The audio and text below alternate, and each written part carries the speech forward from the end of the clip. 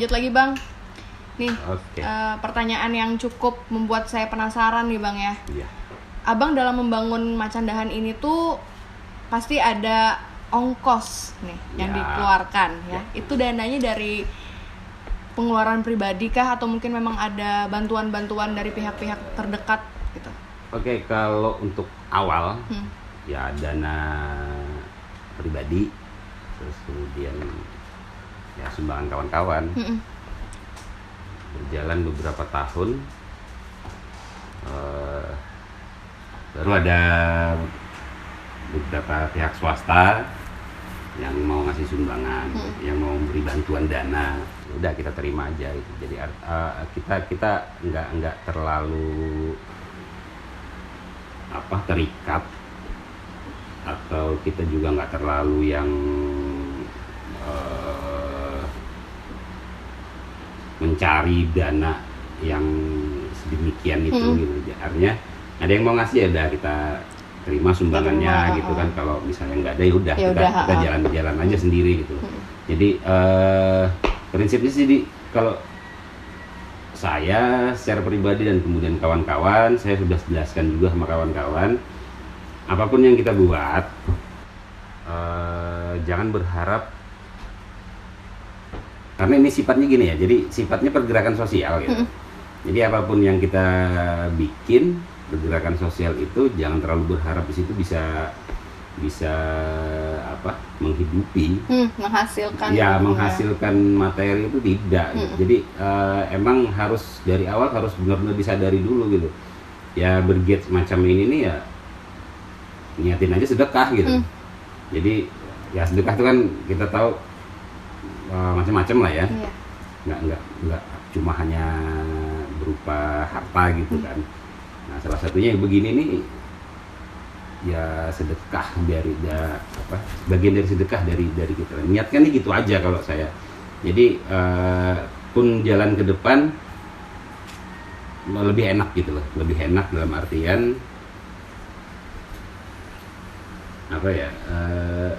kita nggak punya beban apa-apa di kegiatan ini. Itu aja. Nah, ini Bang, kalau kayak bisa dilihat di belakang ini kan banyak ya buku anak-anak. Gitu. Ya, berarti anak-anak. juga Macandahan ini kan diperuntukkan untuk anak-anak begitu. Iya. Nah, dilihat dari sekarang kan kalau anak-anak itu lebih tertarik tuh main gadget Bang daripada membaca buku. Nah, itu gimana tuh cara Abang untuk menarik anak-anak supaya mau membaca buku? Oke, beda zaman, beda gitu. Jadi kalau ketika memutuskan untuk bergiat atau membuat kegiatan atau memutuskan untuk membuat sebuah taman baca, harus menjadi kreatif. Harus menjadi kreatif itu begini. Banyak taman baca itu mengeluhkan bahwa kurangnya anak-anak yang datang atau kurangnya warga yang datang karena tidak ada hal yang menarik untuk buat mereka di sini gitu. Nah, kalau saya awal-awal tawaran saya ke anak-anak tuh sepele, gampang gitu. Saya ngeliat minatnya anak-anak apa? Minatnya olahraga, main bola misalnya. Ya saya nantangnya gini aja. Oke, saya latih main bola. Terus kemudian saya ajarin main bola, saya latih main bola. Mereka ketergantungan main bola, baru saya tantang balik. Tantang baliknya apa? Oke, saya mau ngelatih kalian main bola, kita lanjut nih klub bola, tapi ada syaratnya. Syaratnya apa? Mereka tanya gitu kan. Syaratnya sebelum latihan main bola kalian harus baca buku dulu. 5 menit aja. Iya. Terserah nih bukunya. Ya terserah buku aja. apa aja, terserah. Buku yang tersedia di sini gitu. Jadi mungkin hari pertama, hari kedua mereka cuma bolak-balik doang. Iya, lihat gambar biasanya lihat begitu gambar, kan. Bolak-balik udah gitu. Tapi nanti dari sekian orang anak itu ada yang serius baca. Ketika di lapangan bola misalnya waktu latihan dicerita, waktu dibaca buku, baca buku cerita ini gitu kan, asik loh. Itu nggak sengaja secara alami mereka akan menarik teman-temannya begitu ya. Akan informasi itu, sistem informasi itu yang kita manfaatkan gitu. Itu salah satunya. Nah, kalau yang zaman gadget ini tawaran saya ya permainan tradisional. Saya bikinkan permainan tradisional, Mereka main tradisional, ya syaratnya itu kalau mau main saya pinjamin alat, ya baca buku dulu. Itu aja. Itu jadi ya, taktik atau trik menarik anak-anak itu tadi Bang ya. Itu kalau yang masyarakat umum sih kebutuhannya sudah macam-macam. Sini juga ada buku pertanian gitu kan. Mereka datang memang butuh bikin pupuk organik gimana sih? Ya udah, silahkan nih ada bukunya. Mereka datang ke sini sendiri. Begitu-gitu aja. Jadi emang kalau buat saya sih ngelola hal kayak gini nih harus pintar ngeprank, harus pintar ngelakuin, harus malabiu. Malabiu, oke nih. Nah, Abang Ali ini kan juga salah satu penggiat sastra seperti itu kan, terus juga suka mengoleksi buku dan juga membaca buku. Apakah juga Abang ini suka menulis buku begitu Bang? Saya nulis puisi. Puisi? Ya. Berarti jago baca puisi juga nih Bang? Kalau jago sih enggak, karena nggak pernah juara. Gitu ya, tapi bisa nih ya kan. Nanti boleh kita coba tampilkan kepada pemirsa di rumah ya. Siap. Ada salah puisi yang bisa ditampilkan nih Bang? Ini ada salah satu pegiat kita, dia udah nerbitin buku kumpulan puisi yang beberapa tahun lalu. Mungkin kita akan bacakan puisinya sekarang. Nanti kita simpan di akhir segmen ya pemirsa. Jadi sebelum Bang Ali menampilkan atau membacakan puisi yang akan dibacakan nanti, satu pertanyaan nih Bang untuk Abang. Jadi untuk harapan Abang Ali ke depannya untuk Macandahan ini tuh apa nih Bang yang masih belum tersampaikan? Harapannya ke depan, kalaupun saya nggak ada, mungkin masih ada teman-teman yang bisa nerusin tempat ini. Karena ya saya tidak berharap juga sih banyak ke anak-anak saya atau anak-anak saya masih kecil gitu, dan lebih ke kawan-kawan sebenarnya. Sebenarnya udah 2 tahun lalu sih. 2 tahun lalu tuh udah saya bilang ke teman-teman, oke, siapa yang mau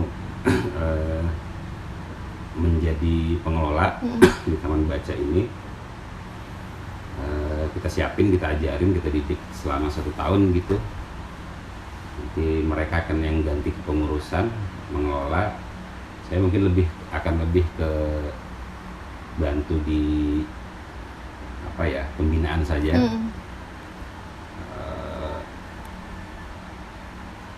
Karena Macandahan itu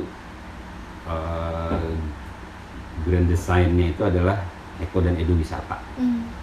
Jadi saya mau lebih mengkonsenkan ke situ. Jadi di taman bacanya ini ada yang ngelola gitu. Saya kira gitu. Yang paling ininya. Makanya kita kerjasama dengan teman-teman IPB, teman-teman UGM. Insya Allah sih kalau pandemi selesai, mungkin teman-teman dari Ceko kali mau kesini, mau jadi relawan di sini. Kemarin sih udah deal Februari. Februari 2021. Ya. Karena pandemi nggak tahu kita tetap aja. Februari itu dimundurin. Kita nggak tahu.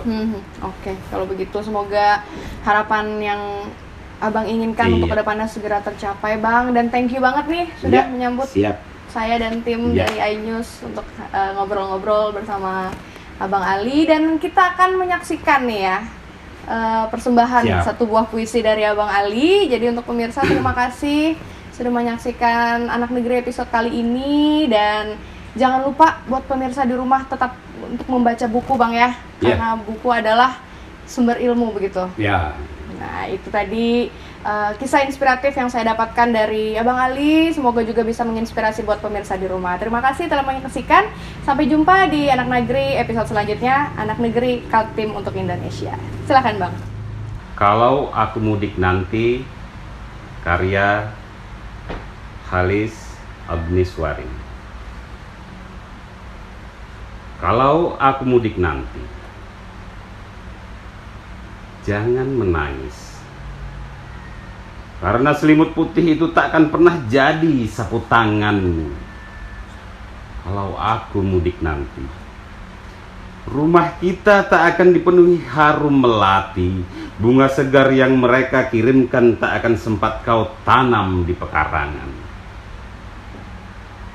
Kalau aku tak bisa pulang lagi,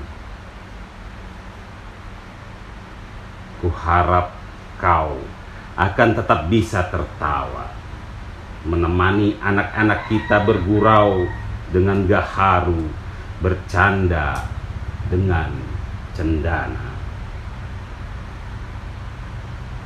Terima kasih.